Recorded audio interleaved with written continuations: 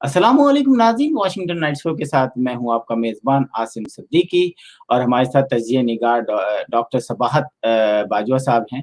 और थोड़े थोड़े दिनों बाद आए हैं, तो हम चाहेंगे कि हम कोयटा का जो जलसा था उस पे जाने से पहले थोड़ा-सा उनका तजिया कर लें कि जो कैप्टन सफदर को गिरफ्तारी, उसके बाद आईजी का अगवा और उसके बाद जो एक तूफ़ान बदतमीज़ी सोशल मीडिया पे आई, तो मैं चाहूँगा डॉक्टर सबात, सबसे पहले आपका बहुत-बहुत शुक्रिया हमारे साथ आने का।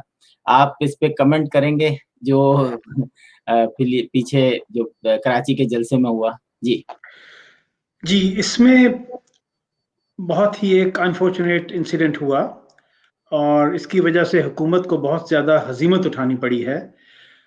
हक़ाइक़ छुप नहीं सकते आजकल। इस दौर में जिसमें सोशल मीडिया पे हर चीज़ अवेलेबल है, हक़ाइक़ अवेलेबल हैं, कैमराज़, सीसीटीवी फुटेजेस, एवरीथिंग। उस पे आपने ये भी देखा कि एक सहाफ़ी जो कि जियो न्यूज़ से ताल्लुक़ रखते थे, उनको उठा लिया गया क्योंकि उन्होंने एक वीडियो रिलीज़ कर दी थी होटल की लॉबी और कमरे के बाहर कैमराज़ से। वो उन्होंने आई थिंक इससे पहले कि हमारी एजेंसियाँ उस वीडियोज़ को उठा के ले जाती, उन्होंने उसकी कॉपी बना ली और उसको रिलीज़ कर दिया। अब हक़ाइक़ तो सबके सामने आ चुके हैं, ख़ास इसको स्पिन डॉक्टर्स बोथ पार्टीज़ के जिस तरह मर्ज़ी स्पिन करते रहें। हुआ ये था कि इसका फ़ैसला आई थिंक पीटीआई की लीडरशिप की सतह पे किया गया, ख़ास उसमें इमरान खान साहब इन्वॉल्व थे या उनके कुछ वुज़रा। इन्होंने कॉन्टैक्ट किया आईएसआई को और रेंजर्स को और उनके ज़रिए रेंजर्स का एक कर्नल और एक कर्नल आईएसआई का ये गए और इन्होंने आईजी मुश्ताक महर साहब को घर से ज़बरदस्ती ले जाने की कोशिश की। पहले तो उन्होंने रेजिस्ट किया इसको, उसके बाद फिर उनसे उनका फ़ोन ले लिया गया और उन पे प्रेशराइज़ किया गया कि या तो आप अपनी गाड़ी में चलें या फिर हम आपको अपनी गाड़ी में बिठा के ले जाएँगे। तो उन्होंने मुनासिब यही जाना कि वो अपनी प्राइवेट कार में गए और 2 ट्रक, जिसमें एक में एक कर्नल साहब थे और दूसरे में दूसरे कर्नल साहब थे, उनकी गाड़ी के आगे और पीछे, इनको लेके शाहराह फैसल पे आईएसआई के हेडक्वार्टर में लेके गए और जहाँ पे ये सारा वाक़या हुआ, वहाँ पे उन्होंने कुछ और फ़ौज के अफ़सरान को भी रखा हुआ था, उनके फ़ोन भी ले लिए गए थे और उनको वहाँ पे महबूस रखा गया। इनसे एफआईआर कटवाने पे साइन करवाए गए और उसके बाद ऑब्वियसली उनके कमरे पे रेड किया गया। आपको एक मैं एग्जांपल देता हूँ यहाँ पे। आपने आज से कुछ महीने पहले एक किस्सा देखा होगा जिसमें इस्लामाबाद से एक मशहूर सहाफ़ी को उठाया गया था। उनका नाम मेरे ज़हन से इस मतीउल्लाह जान। वक़्त सॉरी? मतीउल्लाह जान। मतीउल्लाह जान साहब को उठाया गया था। उनको उठा के कहीं पे ले गए और शो ये किया गया कि वो एक पुलिस स्टेशन है। मतीउल्लाह जान ने एक वीडियो में उसकी पूरी डिटेल बयान किया है कि जिस तरह वहाँ पे बाथरूम के बाहर पुलिस के रंगों में लिखा गया था बैतुल खला और सारी चीज़ें। शो ये किया गया कि ये एक पुलिस स्टेशन है जहाँ पे उन्हें रखा गया है और सब लोग पुलिस की वर्दियों में वहाँ आके तो उन पे प्रेशराइज़ करते रहे और उन पे टॉर्चर करते रहे। यही कुछ यहाँ पे किया गया और इन पुलिस की वर्दियों में कहने वाले तो ये कहते हैं कि हमारी एजेंसियों के लोग थे जिन्होंने आके ये सारा ऑपरेशन किया और इसका मकसद ये था कि इस पार्टी को प्रेशराइज किया जा सके। Unfortunately it backfired and as a result of it Bilawal Bhutto ने आर्मी चीफ को फ़ोन किया। आर्मी चीफ ने भी इस वाक़े की नोयत को भांपते हुए बड़ी अक्लमंदी दिखाई और एक इंक्वायरी का ऑर्डर दिया। And I'm hopeful that the culprits will be punished in this case.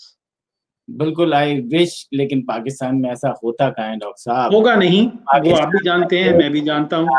Pakistan में सिर्फ अक्सर वक्तन फवक्तन एक छोटी सी कर्नल की बीवी ने जो हशर किया था इस्लामाबाद में, उसके बाद आर्मी चीफ को इंटरफेयर करना पड़ा और उन्होंने इंक्वायरी का हुक्म दिया। उस छोटी सी चीज की इंक्वायरी का जवाब नहीं आया, तो अब आप इसको क्या एक्सपेक्ट कर रहे हैं? पीआईए का 97 लोगों का जहाज गिर गया, उसकी इंक्वायरी का कुछ नहीं पता चल रहा।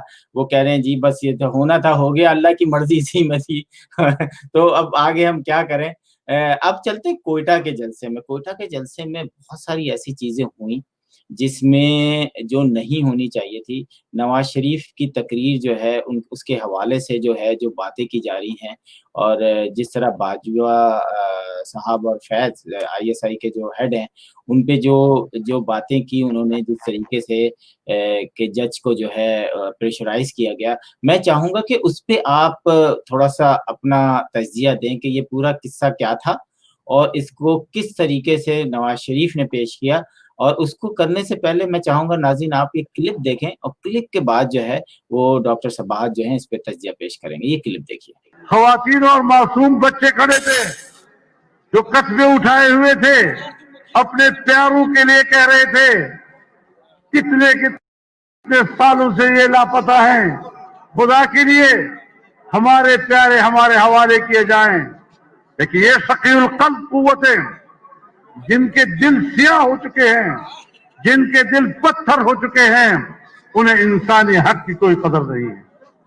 میں انسانی حقوق کے عالمی اداروں سے کہنا چاہتا ہوں کہ اگر آپ واقعی انسانی حقوق کے لیے کام کر رہے ہیں تو پاکستان کے اندر یہاں پر جو انسانوں کے ساتھ ہو رہا ہے اور یہاں پر جو انسانوں کے حقوق پامال ہو رہے ہیں، آئے ذرا اس کا آپ خود حساب لے لیں. جنرل فیض صاحب، آپ کو جواب دینا ہے کہ آپ نے کیوں ایک حاضر سروس جج کے گھر جا کر ان پر آئین اور قانون کے خلاف فیصلہ کرنے کے لیے دباؤ ڈالا؟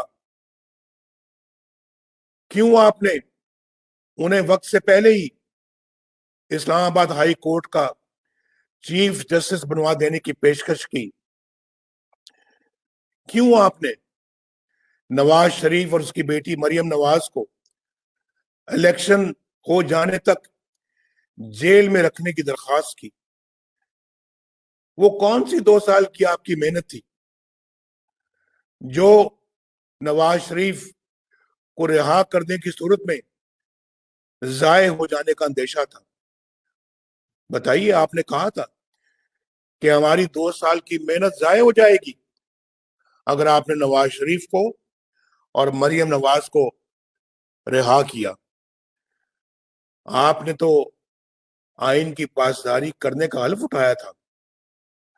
کیوں آپ نے اپنے حلف کی خلاف ورزی کی؟ کیوں ڈیفائی کیا آپ نے اپنے حلف کو؟ آپ نے تو سیاست میں دخل نہ دینے کا حلف اٹھایا تھا. کیوں آپ نے اپنے حلف کی خلاف ورزی کی؟ کیا فیض آباد دھرنا کیس آپ کے خلاف چارج شیٹ نہیں؟ کیا سپریم کورٹ نے آپ کے خلاف کارروائی کا حکم نہیں دیا؟ جی ناظرین، آپ نے کلپ دیکھا. میں چاہوں گا ڈاکٹر صاحب اب آپ اس پہ تجزیہ کریں. جی حسن، یہ ایک بہت کامیاب اور بہت بڑا جلسہ تھا. کوئٹہ کی تاریخ کا ایک کہہ سکتے ہیں سب سے کامیاب ترین جلسہ تھا. اچھا، ویری گڈ. اس میں جو بیانیہ کراچی میں اور گجرانوالے کے جلسے میں پیش کیا گیا اس کو نہ صرف آگے بڑھایا گیا بلکہ اس پہ بہت زیادہ ایمفیسائز کیا گیا اور کچھ اور چیزیں اوپنلی بیان کی گئیں. اس میں 1-2 کوٹ کروں گا. یہ 2 کلپس جو آپ نے ابھی چلائے تھے، اس میں ایک کلپ میں نواز شریف صاحب نے کلیئرلی بلیم کیا ہے ISI کے چیف لیفٹیننٹ جنرل فیض حمید صاحب کو کہ انہوں نے اسلام آباد ہائی کورٹ کے ایک جج صاحب کو پریشرائز کیا. یہ اس وقت کا واقعہ ہے جب آپ کو شاید یاد ہو جسٹس صدیقی اپیلیں سن رہے تھے نواز شریف صاحب کی اور مریم نواز صاحبہ کی ضمانت کی. اور آپ کو یاد ہوگا کہ جسٹس صدیقی نے بعد میں راولپنڈی بار میں خطاب کرتے ہوئے بلیم کیا تھا کہ مجھ پہ آرمی نے اور ججز پہ آرمی پریشرائز کرتی ہے کہ ان کی مرضی کے فیصلے لیے جا سکیں. And based on that speech, reference was filed in Supreme Judicial Council اور ان کو برطرف کر دیا گیا. اس کے بعد آج وہ حقیقت کھل کے سامنے آ گئی کہ یہ ایک حقیقت تھی، یہ واقعہ ہوا. ISI چیف ڈائریکٹلی ان کے پاس گئے اور ان کو پریشرائز کیا کہ آپ ان کو 2 سال جیلوں میں رہنے دیں.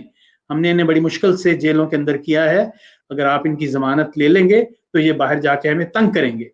یہ ایک ایسا بھیانک واقعہ ہے جو کہ سب کے ضمیر کو جھنجھوڑنے کے لیے کافی ہے. اس چیز پہ اگر قابو نہ پایا جا سکا تو اس ملک میں قانون کا کیا ہوگا؟ یہ ایک بڑا سوال آج عوام کے ذہنوں میں گونج رہا ہے, اور ہر بندہ یہ کوشچن کر رہا ہے.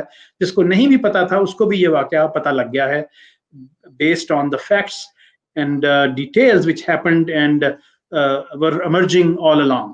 بالکل.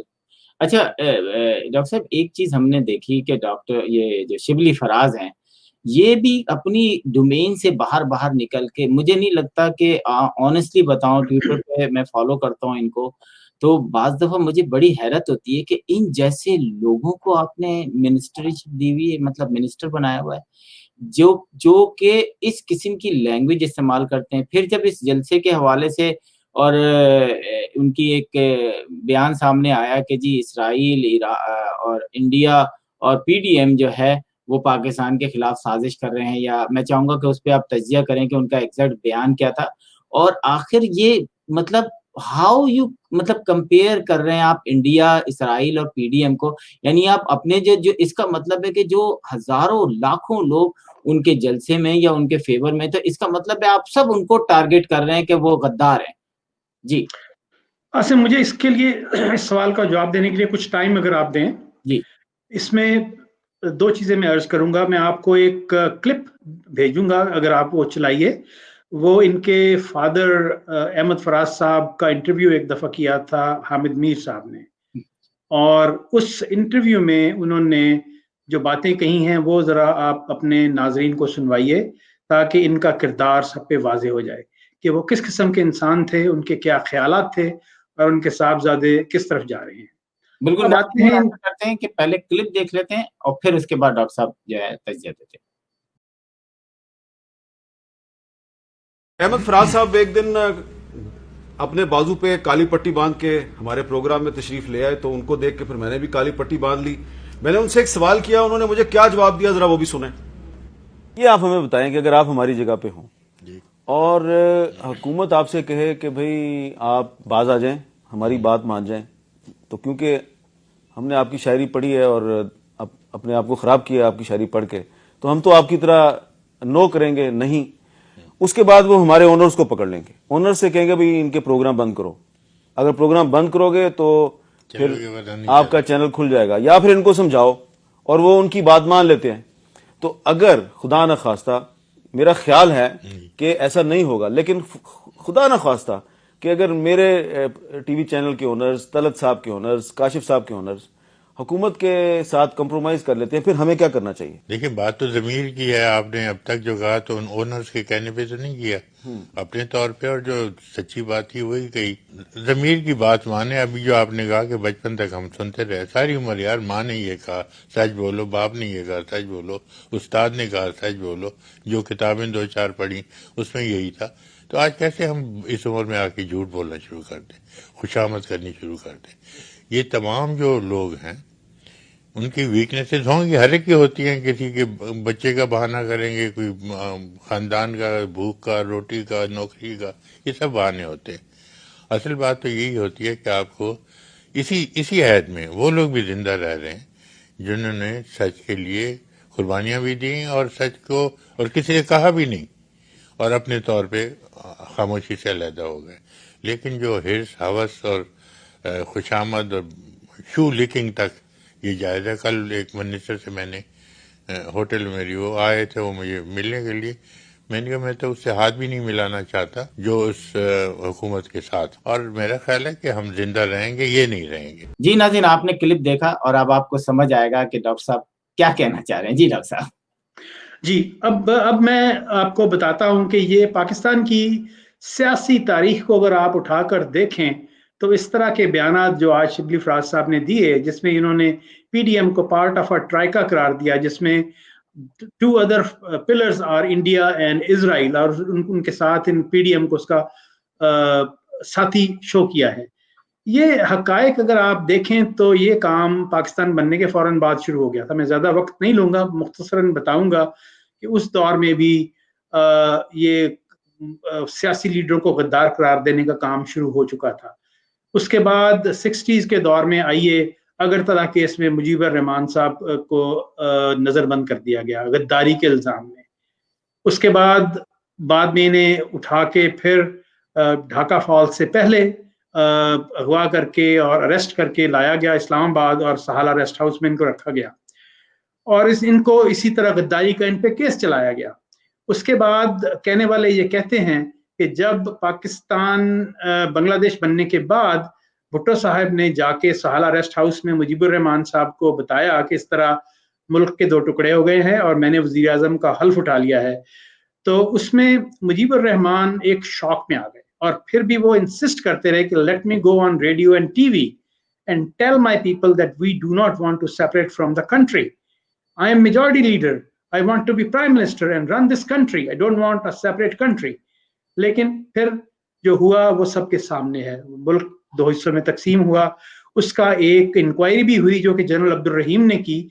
उस इंक्वायरी रिपोर्ट को अभी तक रिलीज नहीं किया गया ऑफिशियली। अगर आप उस इंक्वायरी रिपोर्ट को उठा के देखें जो कि मीडिया पे इस वक्त मौजूद है, उन्होंने इसमें मुजीबुर रहमान को बिल्कुल इनोसेंट और बेगुनाह करार दिया है कि उनमें इसका कोई कसूर नहीं था।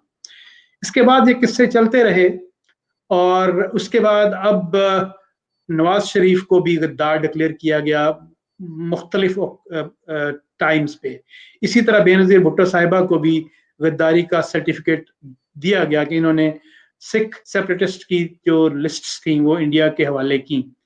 इसी तरह अब ये गवर्नमेंट बजाय इसके कि सियासी तौर पे इन हालात का मुकाबला करे, इन्होंने वही काम दोबारा शुरू कर दिया है कि जो कि पिछले 70 साल से जारी है इस मुल्क में। जी डॉक्टर साहब, ये बताएं कि ये जो कोयटा के जलसे में 2 लोगों ने बड़े खतरनाक बयान दिए जिसको आज हमारे पाकिस्तानी मीडिया जो है बहुत मतलब उस पर तज्जिया जिस तरीके से कर रहा है तो वो भी तशवीशनाक किस्म का है और सोशल मीडिया पे भी उसका काफ़ी जो है उसको लोग जो है बता रहे हैं और जो ट्वीट्स आ रही हैं वो बड़ी अच्छी नहीं है। तो मैं चाहूँगा कि अंस नूरानी साहब ने और मौलाना फजलुर रहमान के 2 के जो बयानात हैं वो बताएं हमारे नाज़रीन को और उस पे थोड़ा सा तज्जिया करें कि आखिर बलूचिस्तान को ऐसा क्या है कि अलग करने की कोशिश की जा रही है, या मौलाना फजलुर रहमान की जो है वो आखिर वो इतने फ्रस्ट्रेटेड क्यों हुए हैं कि इस तरह के बयानात दे रहे हैं। जी देखिए, बलूचिस्तान के हालात अगर आप उठा के देखें तो ये एक ऐसा सूबा है जिसमें हमेशा से अनरेस्ट रहा है और उसकी एक बड़ी वजह वफाकी हुकूमत की इंटरफियरेंस और इनका प्रेशर लोकल पॉपुलेशन की एक बड़ी वजह ये रहा है। इसमें हमें अगर दाद देनी चाहिए तो मियां नवाज शरीफ की कि जब वो बरसर इक़्तिदार थे तो उसके दौर में आपको याद होगा कि एक जनरल जंजुआ को कोर कमांडर लगाया गया था। उन्होंने बड़ा काम किया बलोच लोगों को मेन स्ट्रीम में लाने पे और इसमें उस हुकूमत ने एक और ये काम किया था कि बलोच नेशनलिस्ट को वहाँ की वज़ीर आला की क़यादत दी गई और उन्होंने हुकूमत की 2.5 साल और बलूचिस्तान के बहुत से लोग हथियार डालकर मेन स्ट्रीम सियासत में वापस आए। उसके बाद से अनफॉर्चुनेटली हालात फिर बदलना शुरू हो गए हैं। वही missing persons and tortured dead bodies and so on and so fourth. आज हमारे एक पॉलिटिकल लीडर मौलाना अंस नूरानी जो कि मौलाना शाह अहमद नूरानी के साहबजादे हैं और जमीयत उलमा पाकिस्तान के हेड हैं, उन्होंने तकरीर में ये कह दिया है कि बलोचों को आज़ादी मिलनी चाहिए। मेरा ख्याल है उनसे शायद ये तकरीर में गलती हुई जिसकी शायद तरदीद आ जाए। उनका मेरा कहने का मकसद ये हो सकता है कि बलोच अवाम को आज़ादी मिलनी चाहिए ताकि वो अपने फैसले कर सकें, अपने सूबे की तरक्की कर सकें जो कि हमारी 18वीं तरमीम के मुताबिक दी गई है। अब मैं आपको ले आता हूँ मौलाना फजलुर रहमान की तकरीर पे। मौलाना साहब एक बड़े ज़ीरक सियासतदान हैं और वो मुनासिब अल्फाज का चुनाव करते हुए ही ऑलवेज हिट द हार्ट। मौलाना साहब ने आज की तकरीर में एक हिलरी क्लिंटन साहिबा जो कि उस ज़माने में यूएसए की फॉरेन सेक्रेटरी थी, उनका एक स्टेटमेंट बयान किया कि हिलरी क्लिंटन ने फॉरेन सेक्रेटरी होते हुए ये कहा था, एक डीप स्टेट की तारीफ की थी और कहा था कि डीप स्टेट एक वो स्टेट होती है जिसमें हुकूमत के ऊपर फौज और उसकी एजेंसियां हुकूमत चलाती हैं और सारे फैसले वो करती हैं, जैसा कि पाकिस्तान। हिलरी क्लिंटन ने अपने बयान में पाकिस्तान का नाम लेके एक डीप स्टेट का हवाला दिया था। मौलाना साहब ने वही उसको कोट किया अपनी तकरीर में और कहा कि हम एक डीप स्टेट हैं और इसमें ऐसा एक चेंज आनी चाहिए ताकि अवाम के वोट लेने वाले ही चला सकें और मुल्क की पॉलिसियां बना सकें। आखिर में मैं कंक्लूड करते हुए ये कहना चाहूँगा, अगर आप मुझे इजाज़त दें, कि हम लोग we are US nationals, we are country of origin is Pakistan, लेकिन हमें ये हालात देख के बहुत दुख होता है कि इस वक्त मुल्क एक हेड ऑन कोलिजन की तरफ जा रहा है, जिसमें ना सिर्फ अपोजिशन की पार्टियां हैं, इसके साथ साथ हुकूमत और उसके साथ अनफॉर्चुनेटली हमारी एस्टेब्लिशमेंट या फौज कह लें, वो भी शामिल हो गई है और इनमें कोई इस किस्म का डायलॉग हमें होता हुआ नजर नहीं आ रहा। और अगर ये हेड ऑन कोलिजन चलता रहा तो this is a big disaster for the country. बिल्कुल, इसमें हमें कोई ऐसा सोल्यूशन तलाश करना चाहिए। और मैं देख रहा था बहुत से प्रोग्राम और हर बंदा कोशिश कर रहा था कि इसका क्या हल तलाश किया जा सकता है, क्योंकि आर्मी अपोजिशन से बात करने के लिए तैयार नहीं है। इमरान खान साहब इतने रिजिड हैं, वो भी अपोजिशन से बात करने के लिए तैयार नहीं है और अपोजिशन ने भी कैटेगोरिकली किसी से भी बात करने से रिफ्यूज कर दिया है कि जब तक आप हमें एश्योरेंसेस ना दें कि फेयर इलेक्शंस होंगे।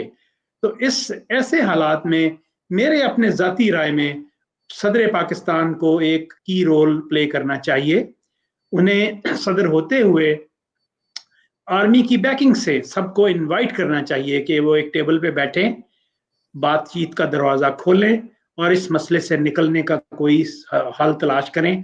ख्वाह इस गवर्नमेंट को डिसॉल्व करके एक नई हुकूमत के लिए इलेक्शन भी करवाना पड़े ताकि हम इस मुश्किल वक्त से निकल आए। बिल्कुल, आपने बात सही की, लेकिन आपने सदर पाकिस्तान की बात कही। सदर पाकिस्तान की तो क्रेडिबिलिटी इतनी ज़्यादा ख़राब है कि वो किसी को क्या कहेंगे। उनकी तो मैं शो में देख रहा था, किसी ने कहा उनकी तो घर में नहीं चलती, आप मुल्क की बात कर रहे हैं। तो अब पहले क्या होता था कि जी पीपल्स पार्टी या नवाज शरीफ में कोई होती थी बात तो आर्मी के अंदर से कुछ लोग निकल के समझाते थे और फिर जो है वो मसला सॉल्व होता था। लेकिन अब जो है आपने बिल्कुल सही बात की कि वज़ीर आज़म वो तो बिल्कुल ऐसे उखड़ गए हैं कि मैं तो बस कुछ नहीं करूँगा। तो मैं समझता हूँ कि जहाँ पर पॉलिटिक्स होती है, पॉलिटिक्स में मैं कुछ नहीं होता। आप देखते हैं कि मुल्क का मफाद कितना है, आपके मुल्क को फ़ायदा हो रहा है, नुकसान हो रहा है आपके इस हठधर्मी से। आज 2 साल से ज़्यादा हो गया, आपने नवाज़ शरीफ से क्या कमा लिया? कितने अरब निकलवा लिए? और मुझे डॉक्टर साहब एक बड़ी चीज़ शर्म आई देख के, मैं शेयर भी नहीं कर सकता तस्वीर, लेकिन मैं बात कर सकता हूँ आपसे कि मैंने देखा लास्ट टाइम पीपल्स पार्टी की एक खातून ने कहा कोई 3-4 साल या 5 साल पहले कि जी रियासत के अंदर जो है रियासत है, और उन्होंने खुल के टीवी के प्रोग्राम में कहा। उसके बाद उनकी जो सियासी लाइफ है वो हमें ख़त्म होती नज़र आई। मैं आपको आखिर में वो झलकियाँ भी दिखाऊँगा, लेकिन मैं chief of the army staff को रपट्टा लिए हुए लोगों ने तस्वीरें बनाई हुई हैं, चूड़ियाँ पहनी हुई हैं। मतलब इस किस्म की चीज़ें chief of the army staff के बारे में आई हैं। हम तो बात करते हुए भी होते हैं कि वो एक इस वक़्त पाकिस्तान के अंदर सबसे पावरफुल कौन है? आपका चीफ आर्मी चीफ और आईएसआई चीफ, या कह लें सो कॉल्ड चीफ जस्टिस, बात तो एक ही है खैर। लेकिन इमरान खान तो हमें कहीं से वो नज़र नहीं आया कि वो बहुत स्ट्रॉन्ग है या वो कुछ ऐसे फैसले ले रहा है कि हमें लग रहा है कि हाँ यार उसने बिल्कुल एस्टेब्लिशमेंट के आमने-सामने खड़े होके कुछ ऐसे फैसले लिए हैं। एस्टेब्लिशमेंट जो है वो अपने कारोबार में नज़र आ रही है बिल्कुल फलते-फूलते, कोई ऐसा उनको कोई प्रॉब्लम नहीं है। हमने देखा कि अखबारों में जो है वो नज़र आ रहा है कि जी फ्रंट पेज पे अगर कोई खबर छपती है कि जी मकान बन रहे हैं, फ्लैट बिक रहे हैं, तो शिबली फराज उसको ट्वीट करते हैं कि देखा जी हमने कहा था कि 50 लाख घर देंगे। अरे मतलब कि वो कहते हैं ना गंगा किस तरफ बह रही है। ये जो सोशल मीडिया पे तूफान बदतमीजी है, आपने टिकटॉक बंद कर दी धड़ से, फिर आपको पता चला ओह इससे तो लाखों जॉबें खत्म हो जाएंगी, फिर आपने टिकटॉक ऑन कर दी। मतलब आप एक तरफ कह रहे हैं कि जी हमने इस्लामी इक़दार को, हमारा मुसलमानियत वो खतरे में पड़ गई थी इसलिए हमने टिकटॉक बंद किया, और उसके बाद सब इस थोड़े दिनों में आपकी फूंक निकल गई क्योंकि आपको पता था इकोनॉमी को कितना झटका लग रहा है। मिलियंस ऑफ डॉलर जो है टिक टॉक को छोटे मोटे ऐड मिलने लगे थे, एक एक बंदा जो कि कुछ नहीं कर रहा था, पढ़ा लिखा भी नहीं था, वो भी जो है पैसे कमा रहा था टिकटॉक से। आप फहाशी खत्म करें ना। आप अगर ट्रेन का वही कहते हैं ना आखिरी डब्बा निकाल देंगे तो इसका मतलब ये नहीं कि वो हिलेगा नहीं, आखिरी डब्बा हिलेगा। तो मैं चाहूंगा क्लोजिंग रिमार्क्स दें कि ये सब चीजें जो हो रही हैं, क्या इसको आर्मी चीफ नहीं देख रहा? क्या जो नया आने वाला आर्मी चीफ है वो ये रियलाइज नहीं करेगा कि हमें थोड़ा सा तो इनको स्पेस देना चाहिए कि लड़ो मरो जमहूरियत में कुछ भी करो, हमें थोड़ा तुम लोग को स्पेस लो, स्पेस ही नहीं मिल रहा है। जी आसिम, इसमें एक तो है कि आर्मी चीफ की अभी मुद्दत मुलाजमत और जो है अभी वो 2.5 साल और हैं, 2.25 साल तो एटलीस्ट हैं, तो नई आर्मी चीफ की तो अभी बात नहीं की जा सकती। एग्जिस्टिंग सेटअप में अब आर्मी चीफ और DGISI अपनी क्रेडिबिलिटी खो चुके हैं और ये एक अयां चीज़ है कि अपोजिशन उनसे बात करने को तैयार नहीं है, क्योंकि उनको उनके सामने इन्होंने जो काम किए इमरान खान को बरसत इक़्तिदार में लाने के लिए वो सबके अयां और ओपन बुक है इस वक्त। बिल्कुल। और इसीलिए हम लोग एक ऐसे मुश्किल बंद गली में फंस गए हैं कि जिसमें से निकलने का कोई रास्ता नजर नहीं आ रहा। अब इसमें इसीलिए मैंने जैसे जिक्र किया था कि आपने दुरुस्त फरमाया कि सदर पाकिस्तान की कोई क्रेडिबिलिटी नहीं है किसी किस्म की भी, लेकिन इसमें आर्मी की सीनियर लीडरशिप को सोचना चाहिए कि उन्हें एक रास्ता तलाश करना है। अपोजिशन उनसे बात नहीं करेगी, अपोजिशन इमरान खान से भी बात नहीं करेगी और इमरान खान भी अपोजिशन से बात नहीं करेंगे। आर्मी अपने इनडायरेक्टली सदर ममलिकत के पीछे खड़े होते हुए उन्हें सामने लाए और उनके जरिए चीफ जस्टिस ऑफ पाकिस्तान को भी इसमें शामिल किया जाए, सारी बड़ी पार्टियों के सरबराहान को भी इसमें शामिल किया जाए, और अगर इमरान खान साहब इसमें शामिल नहीं होते तो कम से कम उनकी पार्टी के जो नेक्स्ट लेवल के और नेक्स्ट उनको रिप्लेस करने वाले लोग हैं उनको टेबल पे बिठा के एक नया सोशल कॉन्ट्रैक्ट लिखना पड़ेगा। उसके बगैर आगे जाने का कोई सिलसिला नजर नहीं आता। अगर आप देखिए तो हमारे पास इस वक्त 3 पॉसिबल सोल्यूशन हैं। एक तो जो मैंने बताया कि ये करके तो एक हल निकाल लें इसका, हाँ नए इलेक्शन करवाने पड़े करवाएं। दूसरा हल ये है कि आप सारी ऑपोजिशन को उठा के जेल में डाल देंगे, कर लीजिए। उसके नतीजे भी हम इन द पास्ट देख चुके हैं। साइड इफेक्ट हो सकता है और बहुत खतरनाक भी हो सकता है। नहीं, इट इज डेंजरस। एक जमाना ऐसा आया था कि मुशर्रफ के दौर में जब ये घुटन बहुत ज्यादा बढ़ गई थी तो लोग पत्थर फेंकने लग गए थे और फौजी अफसरान का वर्दी में बाहर निकलना मुश्किल हो गया हुआ था। इसीलिए कियानी साहब ने अपने दौर में फौज के सियासत में हिस्सा लेने पे मुकम्मल पाबंदी लगा दी थी। तीसरी सूरत है कि आप मार्शल लॉ लगा लें फिर और आके सारा कुछ टेक ओवर करें, कम से कम इस मुल्क को इस मुश्किल हालत से निकाल लें जिसमें अवाम की महंगाई की वजह से इस वक्त चीखें निकल रही हैं। बिल्कुल, ये माशाल्लाह वाला जो है ना ये होने वाला है। मुझे लग रहा है कि कुछ दिनों में लग रहा है आप सुनेंगे कि जनाब मेरे अजीज हमवतनों ये आपने सुनना है। नाज़रीन, डॉक्टर साहब आपका बहुत बहुत शुक्रिया। नाज़रीन, वाशिंगटन नाइट शो का टाइम खत्म हुआ। आज की बहस जो थी पाकिस्तान के अंदर होने वाला जो जलसे हैं, कोयटा के जलसे पे थी, फोकस ज़्यादा था और जो हुक्मरान थे उनके बयानात पे फोकस था। डॉक्टर सबात ने जैसे कहा कि आर्मी चीफ को अब सोचना चाहिए कि अब कुछ वक्त आ गया है कि कुछ स्टैंड लें और कोई ऐसा काम करें जिससे जो है अपोजिशन को या तो साथ लिया जाए या तो बंद कर दिया जाए या माशाल्लाह लगा दिया जाए। तो आगे देखिए, इन्होंने तीनों ऑप्शन बता दिए हैं, कुछ एक तो होगा और जैसे ही एक होगा तो फिर हम हाजिर होंगे अगले प्रोग्राम पर। और डॉक्टर सबात को इजाजत दीजिए। खुदा हाफिज। Washington Night Show with Asim Siddiqui.